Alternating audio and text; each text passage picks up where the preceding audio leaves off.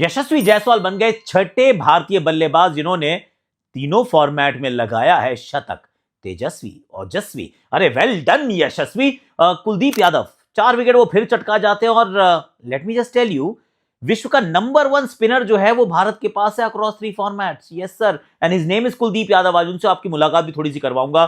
प्रसिद्ध कृष्णा, भाई कृष्णा प्रसिद्ध होगा, उसको थोड़ा समय तो दो। ट्रोल करते रहते हो पर तुमने ट्रोल किया, उन्होंने कमाल दिखाया भैया। शुरुआत अच्छी नहीं थी पर 4 विकेट के साथ अपना स्पेल उन्होंने किया समाप्त। और फिर चाहे रोहित शर्मा हो या हो विराट कोहली, इनका तो कोई सानी है नहीं।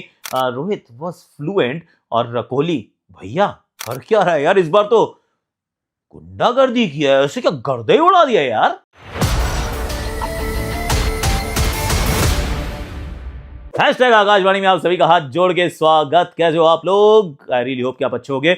और आज मैं वो टीयू मैदान पे मैंने नहीं किया है आकाशवाणी फॉर सिंपल रीजन, क्योंकि मैच खत्म होने का हम इंतजार कर रहे थे और हम वापस आ चुके थे, तो फिर वो तो नहीं हो सकता। पर आकाश यात्रा आपकी कराऊंगा आज। बड़ा मैं एक्चुअली मैंने वो टॉस किया, वो सुदूर पश्चिम Royals versus Viratnagar Kings.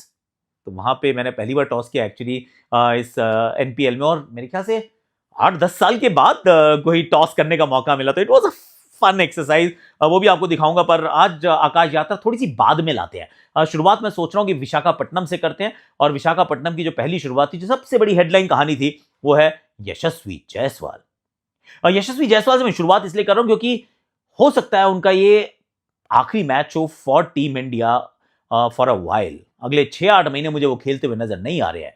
Unfortunate as it might be, but this is the reality. क्यों? क्योंकि जिसकी जगह वो खेलते हैं वो इस टीम का कप्तान है, और कप्तान सिर्फ नहीं है, वो कमाल का खिलाड़ी भी है। शुभमन गिल की मैं बात कर रहा हूं। अब वो वापस आ जाएंगे अगली जब श्रृंखला होएगी, तो फिर वही ओपन करने वाले हैं। यशस्वी टीम में तो होंगे पर खेलने का मौका नहीं मिलेगा। पहले 2 मैच खराब हो चुके थे, 4 इनिंग्स टेस्ट की खराब हो चुकी थी, तो थोड़ा सा दबाव महसूस कर रहे थे। ऑफकोर्स थोड़ा सा रीजनेबल टारगेट था चेज करने के लिए, पर ही बैटेड ब्यूटिफुली। वो जो लेफ्ट आर्म सीमर की परेशानी थी उसको भी दरकिनार किया और बहुत अच्छे से बैटिंग की, अपना शतक उन्होंने जड़ दिया। बन गए वो छठे भारतीय बल्लेबाज जिन्होंने तीनों फॉर्मेट में शतक जड़ा है। खिलाड़ी अच्छा है, बहुत दिन तक आप इनको बाहर नहीं बिठा पाएंगे, पर सच्चाई की बात यह भी है कि जगह उतनी आसानी से उपलब्ध नहीं होने वाली है। जो बात इनके साथ है, अभी देखो ऋतुराज गायकवाड़ ने भी एक शतक लगाया, एक ही इनिंग में जल्दी आउट हुए थे।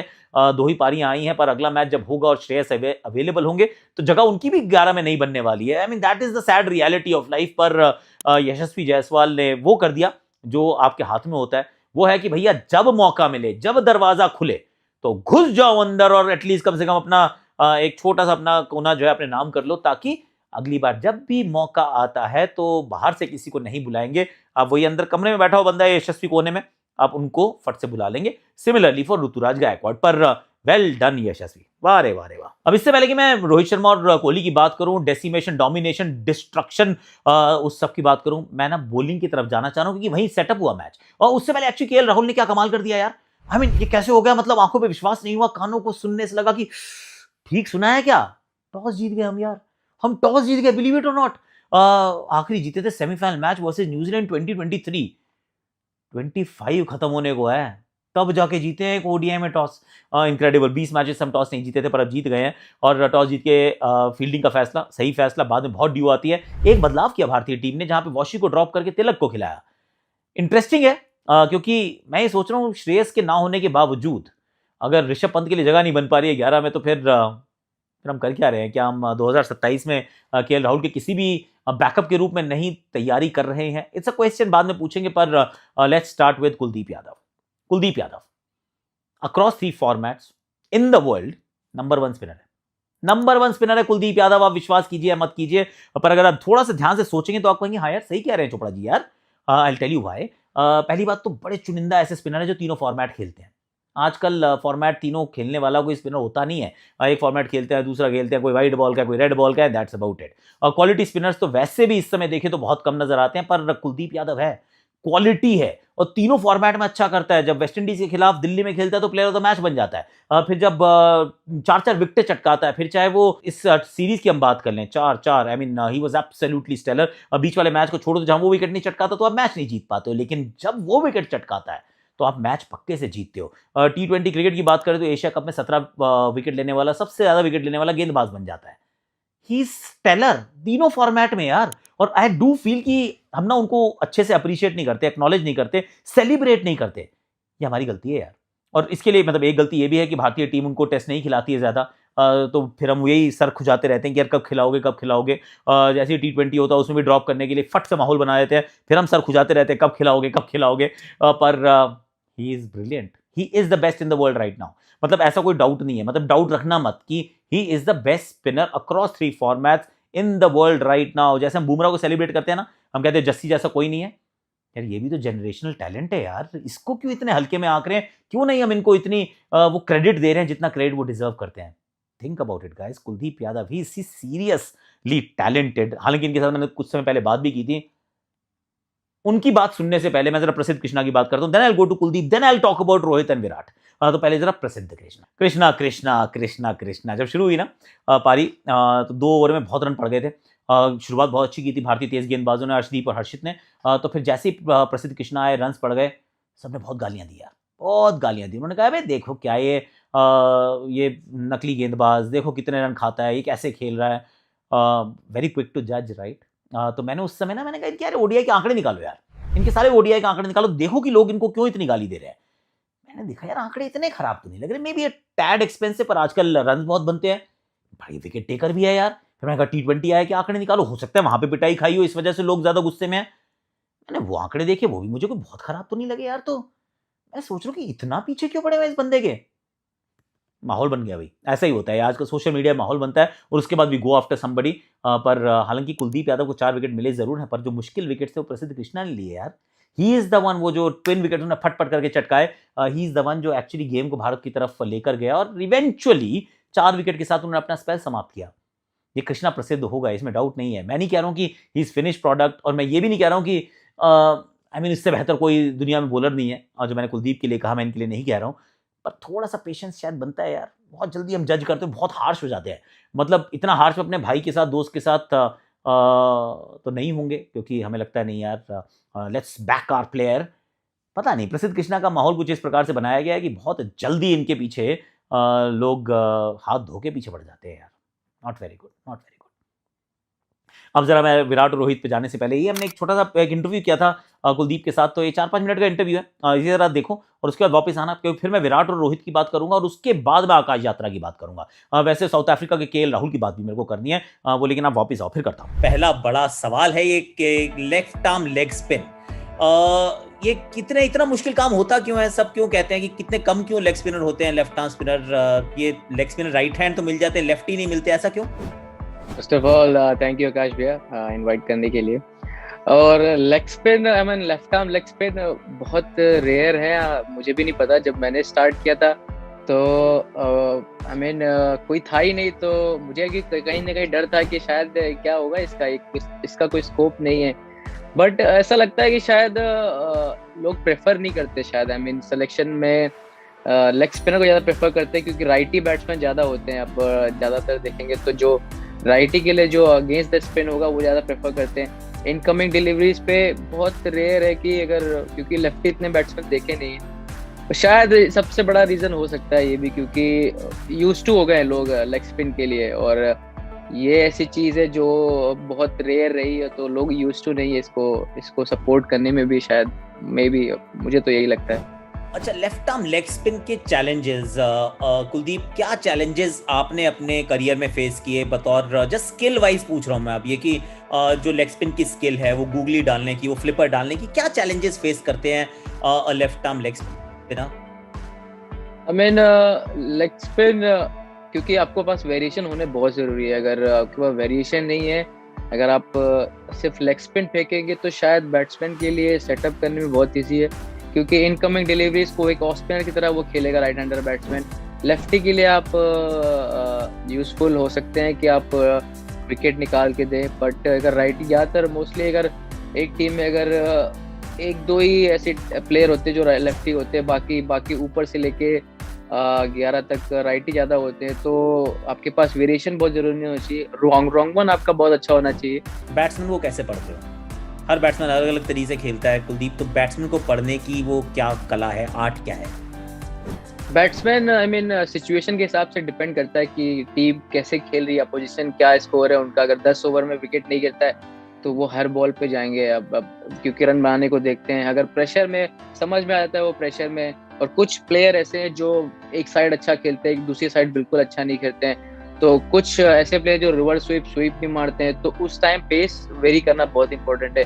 क्योंकि उन कुछ प्लेयर जब वो अगर एक दो बॉल आप डाल, अभी आजकल मैक्सवेल दूसरी तरह से शॉट खेलने लगे, तो वो भी आपको प्लान करना पड़ता है कि उनको कैसे डालना है, तो अब आप स्लो डाल सकते हो। क्योंकि अभी अभी उनके दिमाग में ये रहता है कि अब रिवर्स स्वीप में मैं अच्छा खेल रहा हूँ, तो आप स्लो डाल सकते हो। तो बैट्समैन को ऐसे रीड करना बहुत जरूरी है, और मेरे हिसाब से थोड़ा काम होना बहुत जरूरी है। अगर आप थोड़ा एक टाइम लेंगे तो ज्यादा अच्छा आप रीड कर सकते हैं बैट्समैन को।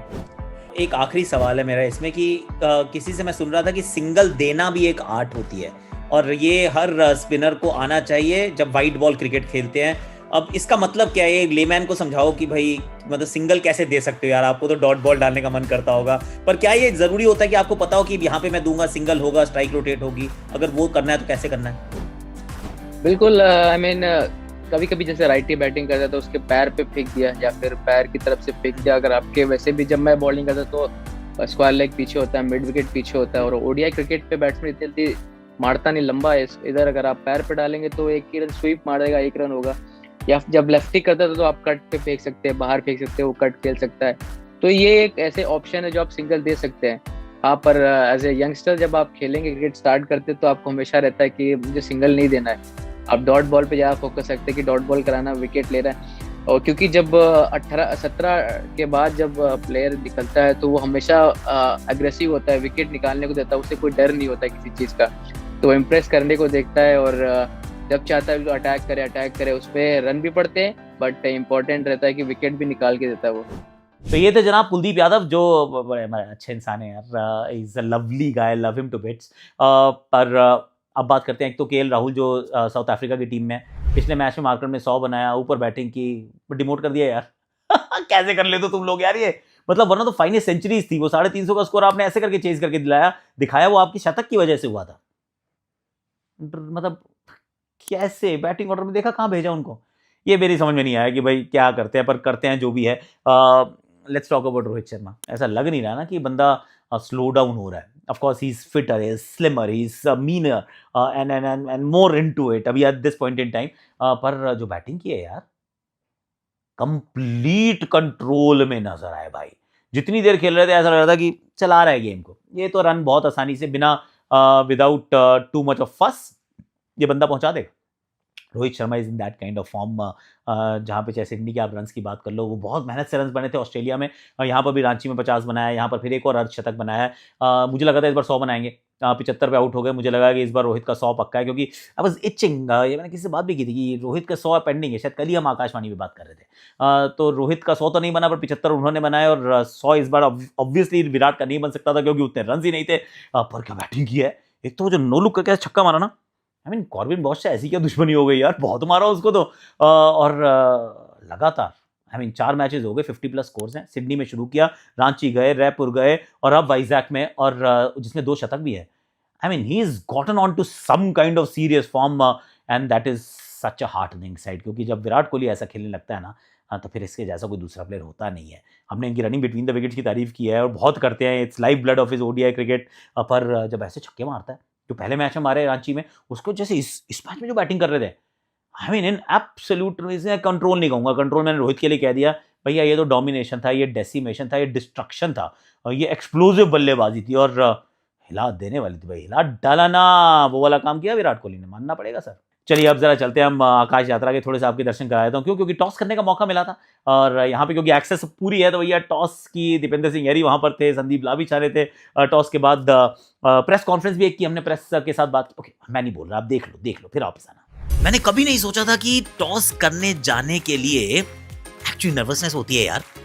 एक तो टीम्स का नाम सही तरीके से निकल जाए, उसके बाद जो आप कहना चाहते हो वो सही से हो जाए। ये मैच भी बहुत बड़ा था, क्लैश ऑफ द टाइटंस था। एक बार सुनो जरा ये, उसके बाद मैं आपको बताता हूँ कि क्या हुआ था। नमस्ते